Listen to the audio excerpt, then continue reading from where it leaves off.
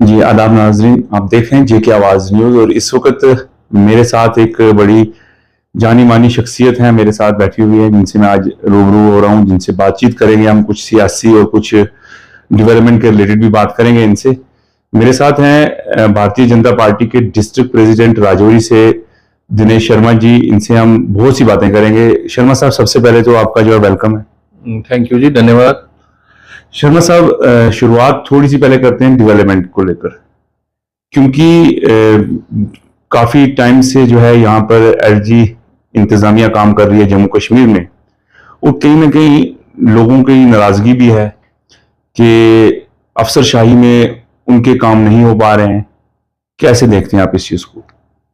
नहीं, डेवलपमेंट की बात करनी है या नाराजगी की बात नहीं नहीं, देखो डेवलपमेंट नहीं हो रही है इसलिए लोग नाराज हैं। डेवलपमेंट की हम बात करें तो मुझे लग रहा है कि जो 10 साल में डेवलपमेंट हुई है वो पिछले 70 साल में नहीं हुई। जब से यहाँ पे और पोस्ट 370 हटने के बाद जो डेवलपमेंट हुई है, अगर हम बात करें नेशन वाइड बात करें या यहाँ की बात करें, स्टेट की बात करें, राजौरी की बात करें, आज ये हम नेशनल हाईवे की बात करें जो रोड बन रही है हमारी, तो वार फुटिंग पे इसका काम हुआ। और अगर काम की क्वालिटी देखें हम, तो पहले भी सड़कें बनती थी, सालों लग जाते थे, कितने कितने साल रोड कंप्लीट नहीं होती थी। जब पिछली बार ये हाईवे बना था, पता नहीं 10-15 साल इसको लग गए थे, और फिर भी उसकी क्वालिटी और आज इसकी क्वालिटी देखो। जिस तरह इसमें वो मेटलिंग हो रही है, इतनी इतनी मेटलिंग हो रही है, पता नहीं 1-1 फुट के करीब, उसके ऊपर प्री मिक्सिंग हो रही है डबल लेयर में, इतनी इतनी मोटी ड्रेन्स जो है वो बनी बनाई ड्रेन्स पड़ रही हैं, जो उसके कलवर्ट हैं वो किस तरह के बन रहे हैं, ब्रिजेस हमारे सारे टर्न खत्म हो गए। तो इतनी जबरदस्त रोड है कि हम 2 घंटे में, मुझे लग रहा है 2-2.25 घंटे में, अगले 6 महीने में हम राजौरी से जम्मू पहुंचेंगे। और पुंछ, जो जितना टाइम राजौरी से जम्मू लगता था उससे कम लगेगा पुंछ से जम्मू पहुंचने में। तो इसको डेवलपमेंट कहते हैं। अगर हम बात करें यहाँ इसकी बिजली की बात करें, हम पानी की बात करें, सौभाग्य स्कीम में लगा, अब जेजेएम में घर घर पानी जो है वो जा रहा है। आज हेल्थ सेक्टर की बात करें, लोगों को फ्री ट्रीटमेंट मिल रही है। लोगों को प्रधानमंत्री आवास योजना के जितने घर मिले हैं, 400-400, 300-300, 350, 450, इवन के 500-500 मकान एक एक पंचायत में लोगों को इसमें मिले हैं। जो एक कांग्रेस के समय में 1 घर मिलता था या 1.5 घर मिलता था या 2 घर मिलते थे, और वो इंदिरा आवास योजना नाम उसका रखा होता था। तो कोई भी सेक्टर की बात करें, पहले शौचालय लोगों को दिए गए, आज किसानों को पैसा मिल रहा है। हर सेक्टर में, हर फील्ड में डेवलपमेंट है। जो इतनी डेवलपमेंट 70 साल में नहीं हुई जो पिछले 10 सालों में हुई है। हमारे जो पहाड़ी के फार फ्लंग का एरिया है, लोग पैदल चलते थे, लोगों के घर दूर दूर पहाड़ों पे दूर दूर थे, 6-6 घंटे, 8-8 घंटे चल के लोग पहुंचते थे। और कुछ जगह ऐसी थी कि एक दिन में अपने वो घर नहीं पहुंच पाते थे। वो हमारा अगर पिछला हम कोट चढ़वाल का या उस तरफ का एरिया देख लें, और जब मिलिटेंसी हुई तो लोग माइग्रेट करके टाउन में आ गए कि हमारे वहां पे कोई कनेक्टिविटी नहीं है, और वो डिस्टर्ब एरिया था। आज वो लोग वापस अपने घरों में चले गए, उनके मुंह के आगे उनकी गाड़ी खड़ी होती है, उनके घरों में बिजली लगी हुई है, उनके घरों में पानी लगा हुआ है, हर प्रकार की फैसिलिटीज लोगों को मिल रही है, और इतनी अच्छी लाइफ गांव में है। आज मुझे लग रहा है शहर से बेटर लाइफ वहां पे लोग जी रहे हैं। लेकिन आज भी अगर देखा जाए तो बहुत से लोग ऐसे हैं जिनको अपनी लाइबिलिटी का इंतजार है कि उनकी लाइबिलिटी कब जो है गवर्नमेंट पे करेगी। बहुत से लोग ऐसे हैं जिन्होंने ठेके लिए, काम किए, लेकिन अभी तक उनकी पेमेंट्स जो है वो नहीं हो पा रही हैं। ठीक है, उसमें कुछ कंट्रैक्टर्स के कुछ इशू हैं, हम मानते हैं, हम के कुछ इशू रहे। इस बार मार्च में कुछ लोगों की पेमेंट है जो वो रुक गई थी, जब बिल्स वगैरह आए, तो शायद पैसे का कुछ रहा होगा।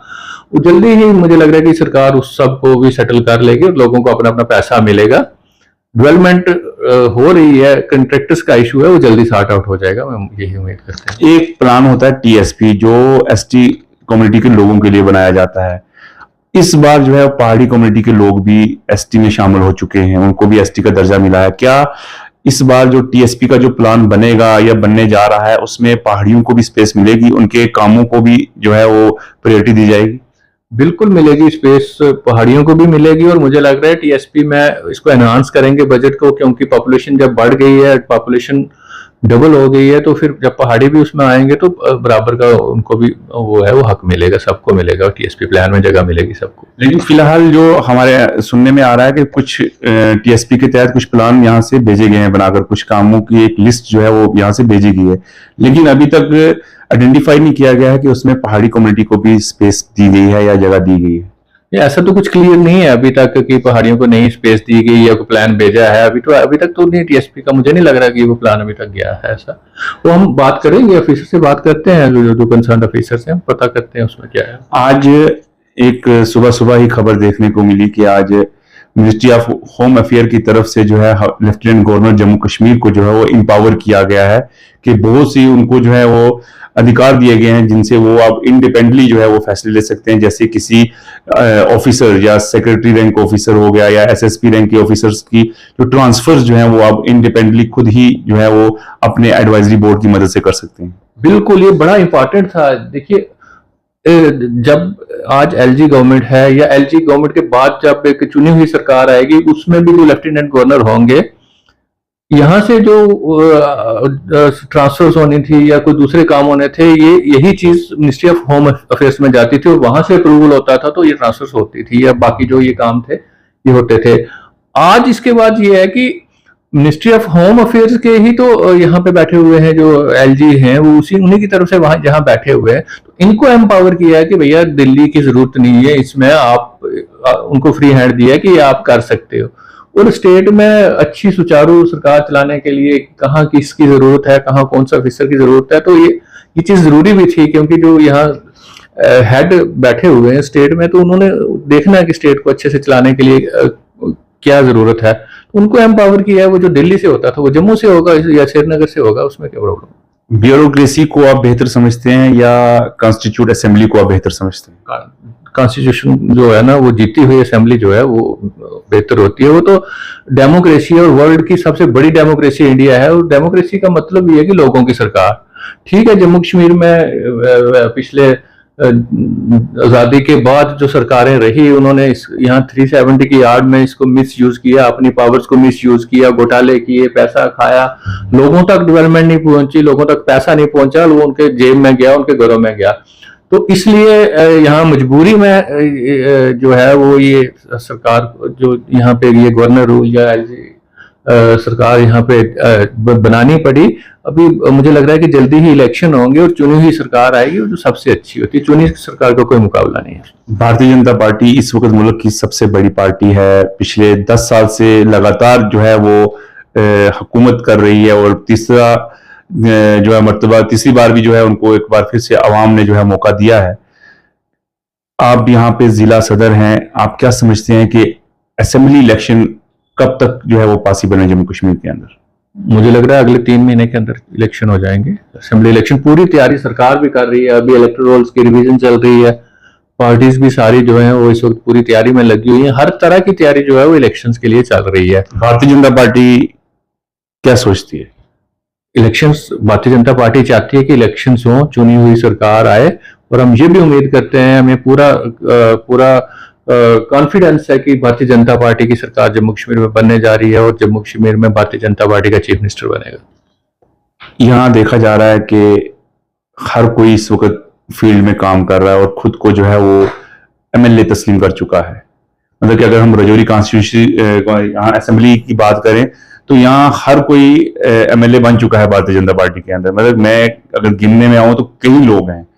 तो आप क्या समझते हैं कि दिनेश शर्मा, क्योंकि आप खुद में एक पर्सनैलिटी हैं, डिस्ट्रिक्ट प्रेसिडेंट हैं और अभी तक आपको मौका भी नहीं मिला है, आप क्या समझते हैं कि अगर आपको मौका मिला है तो आप क्या करेंगे?